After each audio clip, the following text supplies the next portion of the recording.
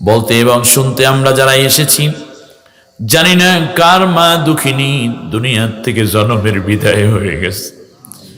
মায়ের কথা সন্তান কেমনে ভুলবে রে মালিক।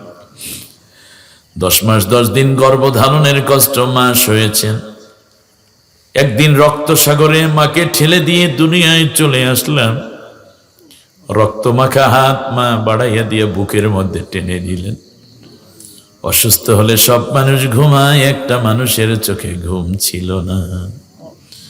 সারা রাত চোখের পানি ছেড়ে কাঁদছে, আল্লাহ আমারে নিয়ে যাও, আমার জীবনের বিনিময় আমার জাদুমণিরে বাঁচাইয়া দাও।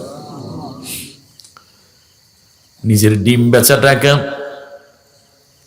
চাল বিক্রি করা টাকাগুলো আমার জন্য লজিন বাড়ি যাওয়ার সময় হাতে ধরিয়ে দিয়েছে। বলেছে, বাবা যদি মরে যাই, তুই জানাজা দিবি, কবরের মধ্যে তোর মাকে তুমি শোয়াইবা।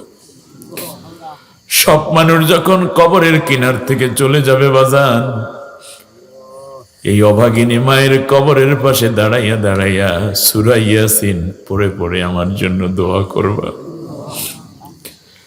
জানি না কে তার মাকে হারাইয়া তোমার কাছে কান্দে রে মাবুদ। ঘরে গিয়া মা কইয়া ডাক দিলে যার কেউ আর জবাব দেয় না।